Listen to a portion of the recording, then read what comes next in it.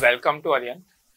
आज हम जो चैप्टर लेने वाले हैं वो है साझेदारी फर्म का समापन या विघटन, यानी फर्म समाप्त हो रही है या फर्म बंद हो रही है तो उस वक्त हमारी किस तरह से उसका निपटारा करते हैं वही देख रहे हैं। तो एक एग्जांपल लेके देख रहे हैं। देखो, सुरेश, रमेश और राकेश ने 1 अप्रैल 2019 को व्यापार प्रारंभ किया है, स्टार्ट किया है, बंद नहीं कर रहे, स्टार्ट कर रहे हैं। यहाँ पे वे लाभ हानि को 3:2:1 के अनुपात में बांटते थे। उनकी कुल पूंजी 96,000 थी जो उनके लाभ हानि विभाजन अनुपात में थी, यानी 96,000। तो टोटल पे कैपिटल है आपकी, और टोटल कैपिटल के कितने हिस्से होंगे? 3 हिस्से। पहला हिस्सा 3/6, दूसरा हिस्सा 2/6, तीसरा हिस्सा 1/6। तीनों पार्टनर की कैपिटल अलग अलग निकल जाएगी आपकी। उन्हें पूंजी पर 10% वार्षिक ब्याज पाने का अधिकार था। 31 मार्च 2020 को समाप्त होने वाले वर्ष में लाभ पूंजी पर ब्याज की गणना करने से पूर्व 39,600 रुपए था। तो इस साल का लाभ जो बता रहे हैं वो 39,600 रुपए है, लेकिन ये पूंजी पर ब्याज घटाने से पहले का दे रखा है, पूर्व का दे रखा है आपको। वर्ष के दौरान क्रमशः 10,000, 7,500 और 6,000 रुपए का आहरण किया है तीनों पार्टनर्स ने। रमेश, सुरेश, रमेश और राकेश तीनों की ड्राइंग्स दे रखी है 10,000, 7,500 और 6,000 रुपए की। 31 मार्च 2020 को उन्होंने फर्म का विघटन करने का निर्णय लिया है, यानी फर्म बंद कर रहे हैं। 1 अप्रैल 2019 को चालू करी और 31 मार्च 2020 को फर्म बंद हो रही है, यानी 1 साल में फर्म बंद कर रहे हैं। उस दिन उनके लेनदार 50,000 के थे। 31 मार्च 2020 के दिन की बात कर रहे हैं कि हमारे जो क्रेडिटर्स थे वो क्रेडिटर्स कितने हैं? 50,000, जिनको आपको भुगतान करना होता है। इसके अतिरिक्त रमेश ने फर्म को 5,000 रुपए का ऋण भी दिया है। तो पार्टनर से रमेश, और रमेश लोन दे रहा है 5,000 रुपए का। 12,000 रुपए के ऐसे दायित्व भी थे जिन्हें पुस्तकों में नहीं दिखाया गया हुआ है। पुस्तकों का मतलब यहाँ पे बैलेंस शीट से है कि जो 31 मार्च की बैलेंस शीट है उस बैलेंस शीट में ये 12,000 रुपए रिकॉर्ड नहीं है हमारे पास, जिनका अलग से भुगतान करना है। संपत्तियों के विक्रय से 1,20,000 रुपए प्राप्त हुए। संपत्तियां कितनी हैं ये तो नहीं पता, वो हमें कैलकुलेट करनी पड़ेगी, लेकिन उनको बेचा और बेच का जो पैसा प्राप्त हो रहा है वो 1,20,000 रुपए मिल रहे हैं। 40,000 रुपए लेनदारों को रमेश ने 36,000 रुपए में लिया। तो यहाँ जो क्रेडिटर्स थे हमारे, उन क्रेडिटर्स की बात कर रहे हैं कि क्रेडिटर्स 50,000 के थे, उसमें से 40,000 के लेनदार कौन ले रहा है? रमेश ले रहा है, और 36,000 रुपए में ले रहा है।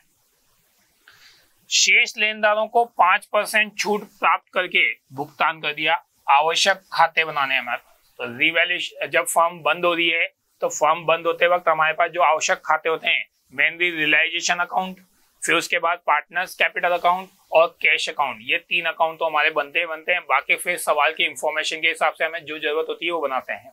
तो हमारे पास सबसे पहले तो हमारे जैसे फर्म इसी साल चालू हुई थी और इस साल जो लाभ हुआ वो बांटा नहीं है, तो सबसे पहले तो हमें प्रॉफिट बांटना है। और इस साल का प्रॉफिट जो दे रखा है वो 39,600 रुपए। प्रॉफिट बांटने के लिए हम जो अकाउंट बनाते हैं वो बनाते हैं P&L एप्रोप्रिएशन अकाउंट। तो सबसे पहले फर्म का प्रॉफिट बांटेंगे अपन, और फर्म का प्रॉफिट बांटने से पहले पूंजी पर क्या देना है आपको? ब्याज देना है। पूंजी पर ब्याज देने का अधिकार जो है वो कितना परसेंट दे रखा है आपको? 10%। तो तीनों पार्टनर की पूंजी 96,000 को तीनों में बांटेंगे, 3/6, 2/6, 1/6 में। तो तीनों पार्टनर्स की कैपिटल आ जाएगी आपके पास, और उस कैपिटल का 10% ब्याज निकालेंगे अपन। तो आपके पास 96,000 का फर्म का प्रॉफिट है, और फर्म का प्रॉफिट बांटने के लिए कौन सा अकाउंट बना रहे हो आप? P&L appropriation for the year ending 31 मार्च 2020 का। ये डेबिट साइड और ये आपकी क्रेडिट साइड।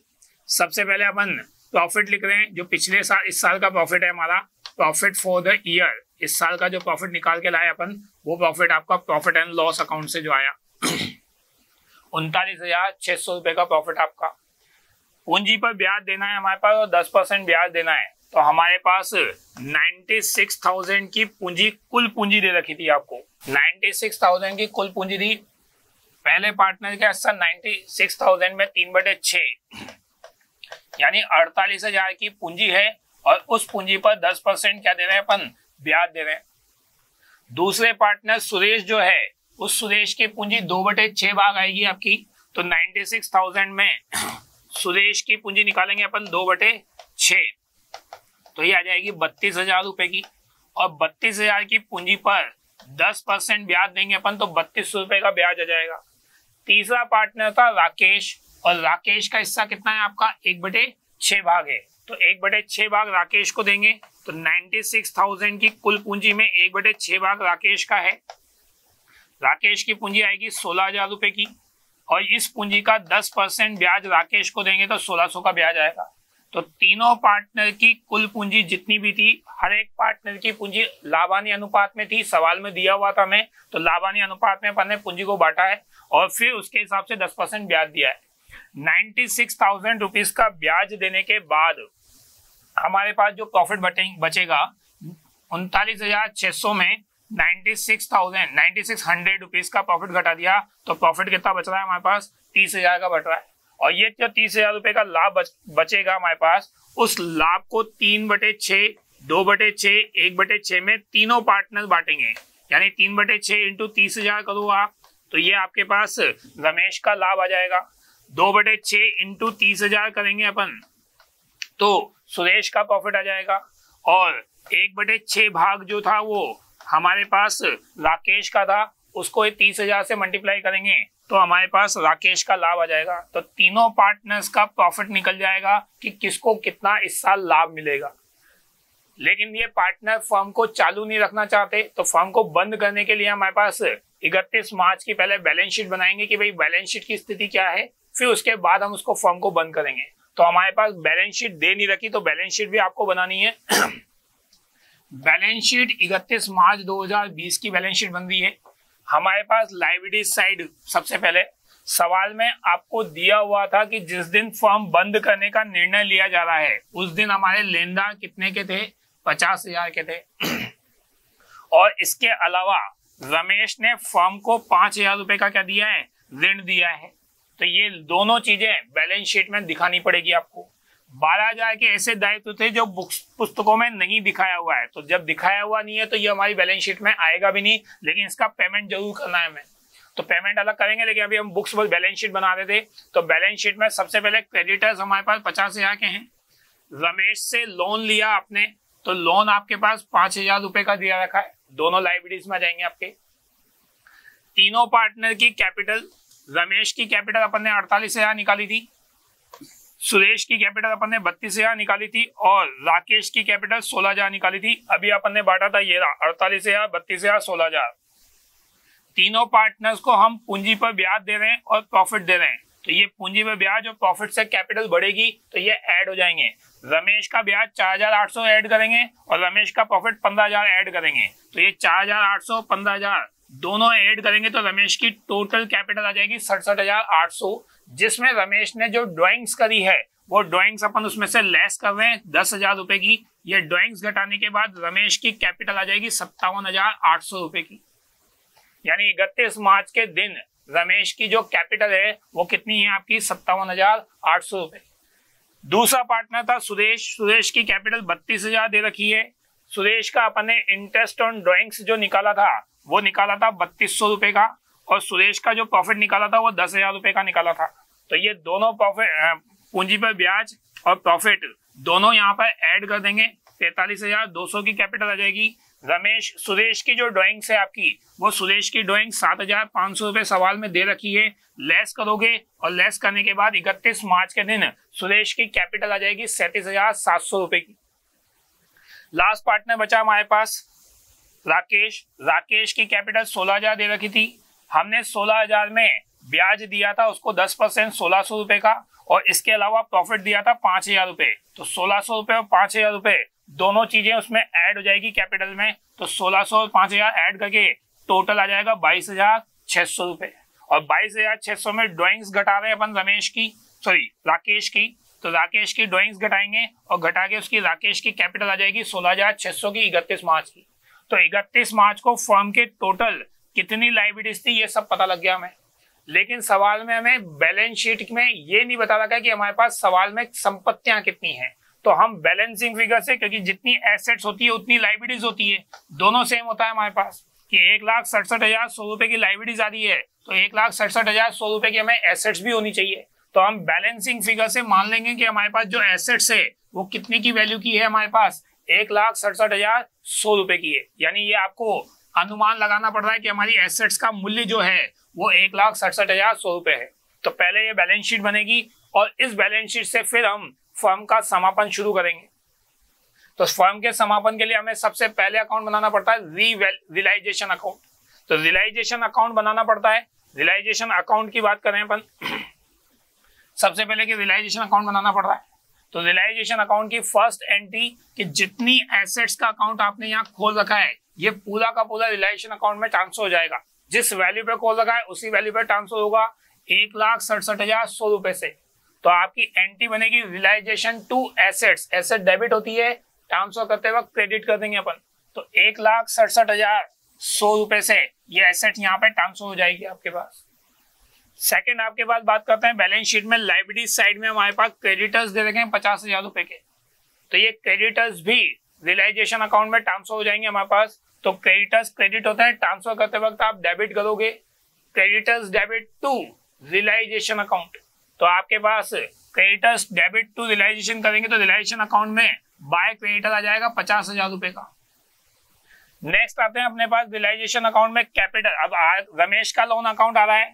पार्टनर्स के लोन को हम सीधा सीधा पेमेंट करते हैं, उसको रियलाइजेशन में ट्रांसफर नहीं करते। तो अलग से अपन एक पार्टनर्स लोन अकाउंट भी बना लेते हैं ताकि ये 5,000 रुपए का सीधा सीधा उसको क्या कर देंगे अपन पेमेंट कर देंगे।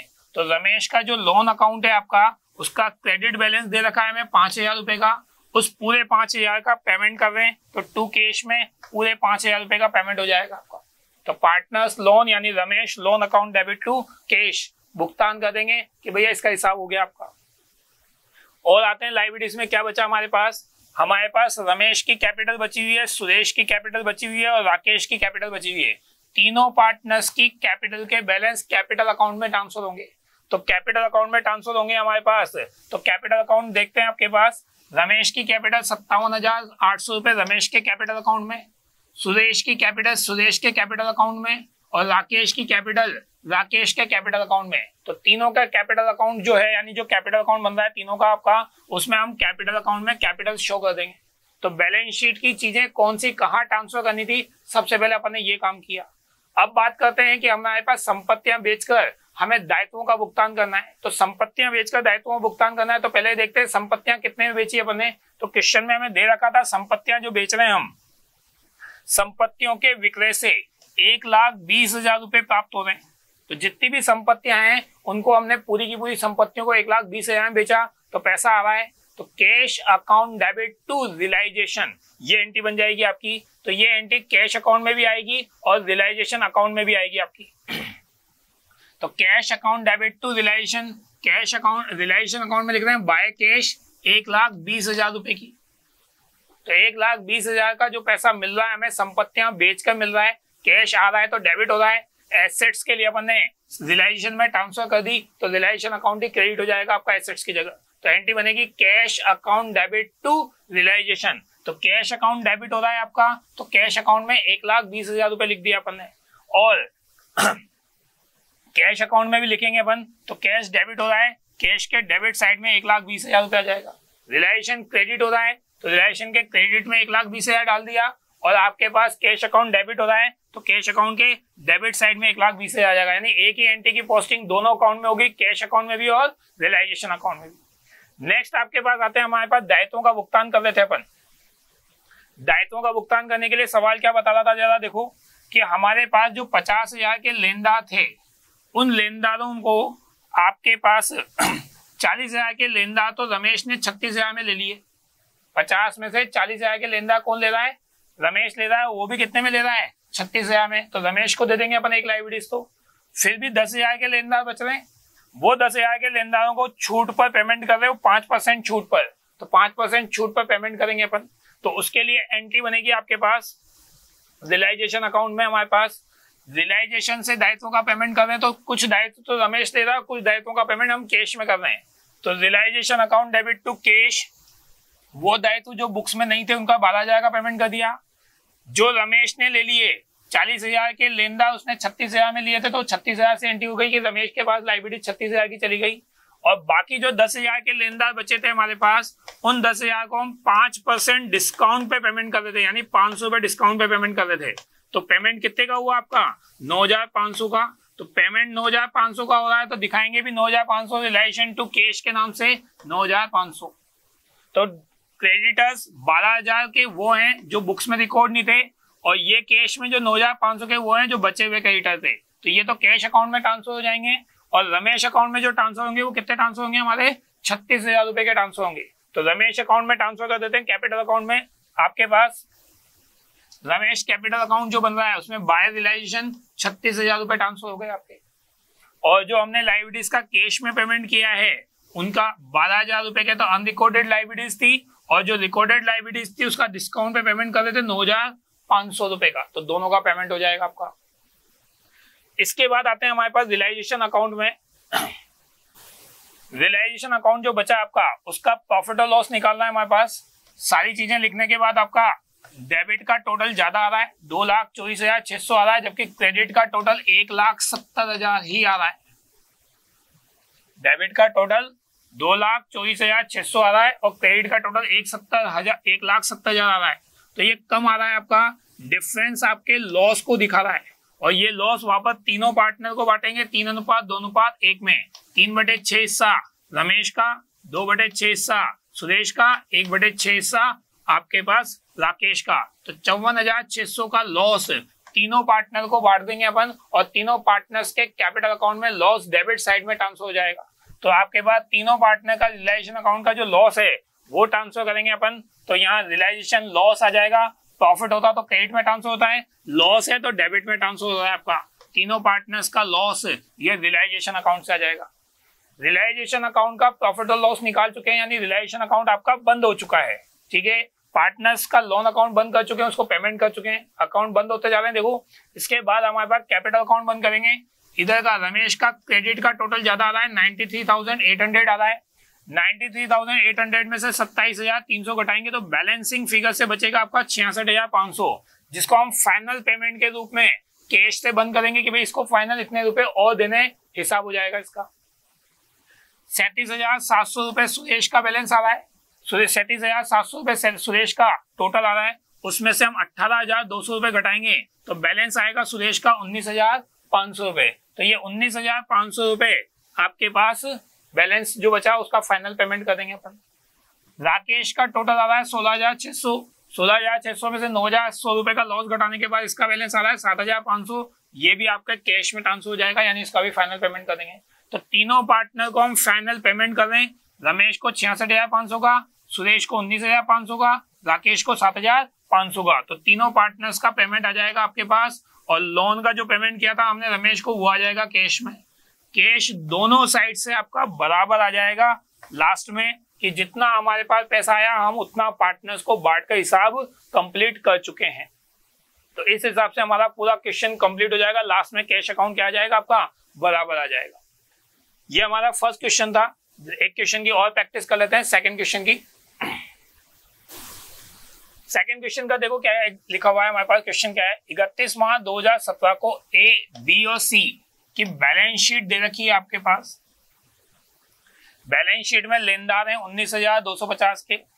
ए जो पार्टनर है हमारा, उसका लोन दे रखा है 4,400 रुपए का। कैपिटल आपके पास यहाँ पे दो ही पार्टनर की दे रखी है, जबकि पार्टनर 3 थे। तो कैपिटल जो है क्रेडिट वो दो पार्टनर की दे रखी है, 2,970 और 1,980 रुपए। संपत्तियों में आते हैं अपन, नगद में यानी कैश इन हैंड हमारे पास 1,320 रुपए का है। देनदार डेटर्स जो है वो 11,000 के थे, जिसपे हमने पीवीडी प्रोविजन घटा रखा है 330 रुपए का। तो 10,670 रुपए आ जाएंगे हमारे पास। स्टॉक आपके पास दे रखा है 6,875 रुपए का। मशीन दे रखी है आपको 4,125 रुपए की। और सी की कैपिटल आपको देखो ऐसे साइड में लिख रखी है, यानी कैपिटल का यहाँ पे डेबिट बैलेंस आ गया। तो कैपिटल का बैलेंस दे रखा है आपको 5,610 रुपए। तो ये हमारी बैलेंस शीट जो ऑलरेडी 31 मार्च की है, तीनों पार्टनर की, वो दे रखी है। नीचे की इंफॉर्मेशन पढ़ते हैं। लेनदारों को भुगतान करने में असमर्थ होने के कारण साझेदारी फर्म बंद कर दी गई है। तो हमारे पास इतना पैसा नहीं है कि हम क्रेडिटर्स को पूरा पूरा पेमेंट कर पाए, यानी हमारी फर्म की स्थिति दिवालिया होने वाली जैसी है। फिर भी क्या कह रहा है जरा देखो, आपको बी और सी बिल्कुल भुगतान नहीं कर सकते, यानी हमारे पास बी और सी से तो कोई पैसा इकट्ठा नहीं होगा। उन्होंने तो हाथ ऊंचे कर दिए भैया कि पैसे नहीं है हमारे पास। ए अपनी इस व्यक्तिगत संपत्ति से केवल 1375 रुपए दे सकता है, यानी ए से कितना पैसा प्राप्त होगा हमें, 1375 रुपए। स्टॉक 40% में बिका, मशीन 2200 रुपए में बिकी, डूबत ऋण नहीं होगा, देनदार से 3300 रुपए थे। तो हमारे पास जो मिला है वो बता रहा है आपको। फर्म की पुस्तकों में बंद करने के लिए आवश्यक खाते तैयार कीजिए। स्टॉक 40% पर बिका, मशीन 2200 रुपए में बिकी है, डूबत ऋण 3300 रुपए के बता रहा है आपको। फर्म की पुस्तकें बंद करने के लिए आवश्यक खाते बनाने, तो वापस आवश्यक खाते बनाने। इस बार हमारे पास बैलेंस शीट बनी हुई है, तो आपके पास रियलाइजेशन अकाउंट है, लेकिन हमारे पास स्थिति ये है कि हम लेनदारों को पूरा पूरा भुगतान करने की स्थिति में नहीं है। फर्म के पास पैसा नहीं है और साझेदार फर्म को पैसा देने के लिए स्थिति में भी नहीं है। तो देखो कैसे हिसाब करते हैं अपन। सबसे पहले हमारे पास रियलाइजेशन अकाउंट बनता है। रियलाइजेशन अकाउंट में आपकी जितनी भी संपत्तियां हैं वो ट्रांसफर करेंगे अपन। संपत्तियां डेबिट होती है आपके पास, तो कैश का बैलेंस तो कैश अकाउंट में चल जाएगा आपका। कैश अकाउंट में बैलेंस बीडी 1320 रुपए लिखेंगे अपन, तो ये अब कैश अकाउंट बनेगा। उसमें कैश का बैलेंस बीडी आपके पास डेबिट साइड में 1320 रुपए आएगा आपका, जो बैलेंस शीट में दे रखा है आपको। नेक्स्ट आते हैं आपके पास कौन सी संपत्तियां बची हमारे पास। तो हमारे पास जो संपत्ति बची उसमें देनदार कितने के थे, 11,000 के। स्टॉक कितने का था, 6,875 का। मशीन जो थी वो 4,125 रुपए की है। तो ये तीनों एसेट्स रियलाइजेशन में ट्रांसफर होगी, और ट्रांसफर करने के लिए क्रेडिट करेंगे तो realisation account debit to assets, ये एंट्री बन जाएगी आपकी। तो रियलाइजेशन अकाउंट में टू सन्ड्री एसेट्स, जिसमें डेटर्स आ गए आपके 11,000 के, स्टॉक आ गया 6,875 का, मशीन आ गई 4,125 की, जो तीनों एसेट दे रखी थी हमारे पास। डेटर्स पे हमें प्रोविजन दे रखा था 330 रुपए का, तो प्रोविजन क्रेडिट होते हैं, इनको ट्रांसफर करेंगे अपन, तो ये ट्रांसफर करते वक्त डेबिट हो जाएंगे। Provision for doubtful debts to realisation account, तो आपके पास 330 रुपए ये भी ट्रांसफर हो जाएंगे आपके। प्रोविजन फॉर डाउटफुल डेब्ट्स या प्रोविजन फॉर बैड डेब्ट्स 330 रुपए से ये ट्रांसफर हो गए आपके। तो हमारे पास एसेट साइड में जितनी भी एसेट थी सारी ट्रांसफर कर दी। कैपिटल अकाउंट का बैलेंस कैपिटल अकाउंट में ट्रांसफर हो जाएगा आपका 5,610 रुपए। कैपिटल अकाउंट का डेबिट बैलेंस दे रखा है, तो आपके पास सी की कैपिटल अकाउंट का बैलेंस सी के अकाउंट में ट्रांसफर होगा, और वो भी कौन सी साइड ट्रांसफर होगा आपका, डेबिट साइड में। सी के अकाउंट में 5,610 रुपए यहाँ ट्रांसफर हो गया आपका। तो ये तो अपन ने बात कही जो लायबिलिटी साइड दे रखी थी, उसमें हमने कौन सी चीज कहाँ ट्रांसफर करनी थी। एसेट साइड में बात करें, फर्म के पास लेनदारों को भुगतान करने के लिए पूरा पूरा पैसा नहीं है, इसलिए हम लेनदारों को रियलाइजेशन अकाउंट में ट्रांसफर नहीं करेंगे, लेनदारों का अकाउंट खोल के रखेंगे। कितने के लेनदार दे रखे हैं हमारे पास, 19,250 के, और इसके अलावा ए का लोन अकाउंट भी दे रखा है, तो ये भी 4,400 रुपए से खोल रखा है। तो ये दोनों अकाउंट अलग से खोल के रखेंगे, इनको रियलाइजेशन में ट्रांसफर नहीं करेंगे। तो उसके लिए आपकी इनकी लेजर बना लेते हैं। ए का लोन क्रेडिट है, क्रेडिट साइड में आपके पास बैलेंस बीडी आएगा आपका, और वो बैलेंस कितना है आपका 4,400 रुपए का। सन्ड्री क्रेडिटर अकाउंट है आपके पास, उनका बैलेंस हमारे पास दे रखा है क्रेडिट 19,250 रुपए। ये दोनों बैलेंस हमें बैलेंस शीट से लेके आए जो दे रखे हैं हमारे पास। बैलेंस शीट में और क्या दे रखा है जरा उसकी भी बात कर लें अपन। तो बैलेंस शीट में हमारे पास दोनों पार्टनर्स की कैपिटल दे रखी है 2,970 रुपए और 1,980 रुपए की। तो ये दोनों कैपिटल ए की और बी की क्रेडिट दे रखी है लायबिलिटी साइड में, तो क्रेडिट साइड में ही ट्रांसफर करेंगे अपन कैपिटल अकाउंट में। ए की कैपिटल 2,970 और 1,980 रुपए दोनों पार्टनर्स की कैपिटल। तो ये बैलेंस शीट की सबसे पहले चीजें जो जो दे रखी है उनको आप ट्रांसफर कर दो, कौन सी चीज कौन से अकाउंट में लिखनी है आपको। अब नीचे की इंफॉर्मेशन पे आते हैं हमारे पास, किसका पेमेंट किस हिसाब से किया, कैसे इकट्ठा किया वो देखें। लेनदारों को भुगतान करने में असमर्थ थे, यानी हमारे पास पैसा इकट्ठा नहीं हो रहा, तो पहले पैसा इकट्ठा करो संपत्तियों को बेचकर। स से और ब से हमें कुछ भी पैसा नहीं मिला, ये भी बता दिया इन्होंने। ए अपनी व्यक्तिगत संपत्ति से केवल 1,375 रुपए दे रहा है, यानी ए से जो पैसा प्राप्त हो रहा है वो कितना प्राप्त हो रहा है हमें 1,375 रुपए। तो 1,375 रुपए प्राप्त करने की entry cash to partners capital account cash के रूप में प्राप्त हो रहा है आपके पास। तो कैश अकाउंट में ए कैपिटल अकाउंट में 1375 रुपए प्राप्त हो रहे हैं आपके, तो A account debit, cash account debit to A capital 1375 रुपए प्राप्त हो गए। फिर सवाल में हमें क्या दे रखा है, देखो स्टॉक 40% में बिका, तो स्टॉक की जो वैल्यू है उसका 40% में बेच रहे हैं, तो पैसा आ जाएगा आपके पास, कैश प्राप्त हो रहा है। स्टॉक को कितने में बेचा अपन ने, 2750 रुपए में। स्टॉक के बाद बता रहा है आपके पास कौन सी चीज बेच रहे हैं अपन, मशीन 2200 में बिक रही है, तो मशीन जो बेच रहे हैं अपन वो 2200 रुपए में बिक जाएगी आपकी, तो 2200 रुपए पैसा इकट्ठा होगा।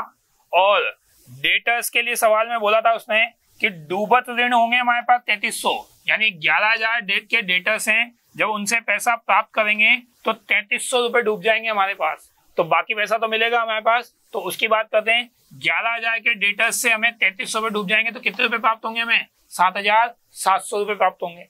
तो टोटल जो हमें संपत्ति बेचकर पैसा मिल रहा है उसकी एंट्री कैश आ रहा है आपके पास, डेबिट हो जाएगा, cash account debit to realisation. Total संपत्तियों से कितना पैसा प्राप्त हो रहा है आपको, 12,650 रुपए प्राप्त हो रहे हैं, तो ये 12,650 रुपए कैश में आ जाएंगे आपके पास। कैश अकाउंट में 12,650 रुपए हमारे पास संपत्तियों के रूप में पैसा प्राप्त हो रहा है। आगे बात करते हैं, दायित्वों का तो पेमेंट कर नहीं सकते, हमारे पास दायित्वों का भुगतान करने के लिए हमारे पास स्थिति में नहीं है, तो हमारे पास स्थिति नहीं है।